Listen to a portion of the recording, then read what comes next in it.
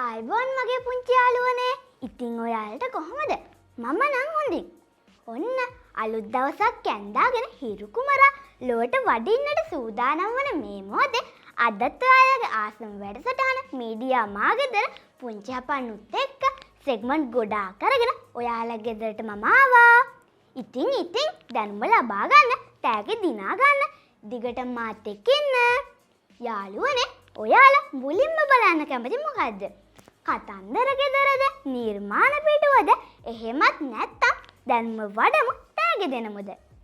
හරි ඉතින් මම දන්නවනේ ඔයාලා කැමති දැනුම වඩන්න, තෑගි දිනන්නනේ. එහෙනම් අපි මුලින්ම යමු අපේ දැනුම වඩමු තෑගි දිනමු සෙග්මන්ට් එකට. යාළුවනේ, ඔයාලට මේ සෙග්මන්ට් එකේදී කරන්න තියෙන්නේ මං අහන සරල ප්‍රශ්න 3ට නිවැරදි පිළිතුරු තිරේ දිස්සන WhatsApp අංකෙන් අපිත් එක්ක සම්බන්ධ වෙලා තෑගි මල්ල ඔබේ කරගන්න.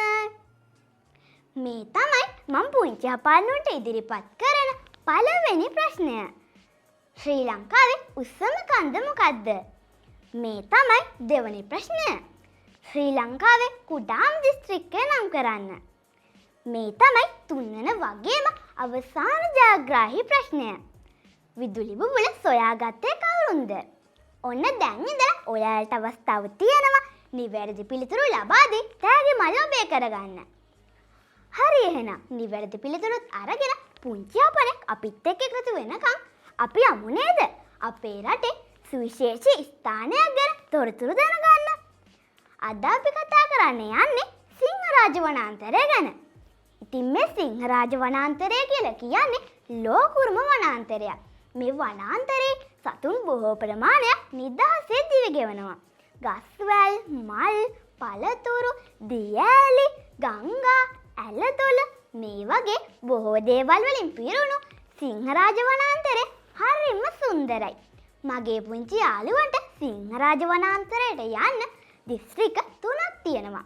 ඒ තමයි ගාල්ල, මාතර, රත්නපුර. පුංචි යාළුවොත් මේ සිංහරාජ වනාන්තරයට ගිහිල්ලම් බලන්න. ඒ වගේම තමයි පරිසරයේ සුන්දරත්වය ආරක්ෂා කරන්න අමතක කරන්න එපා. ඉතින් යාළුවනේ, මං ඔයාලට ගොඩාක් දේවල් ගැන කියලා දුන්නානේ. එහෙනම් මං පුංචි බ්‍රේක් එකකට ගිහින් එනකම් ඔහොමම ඉන්න.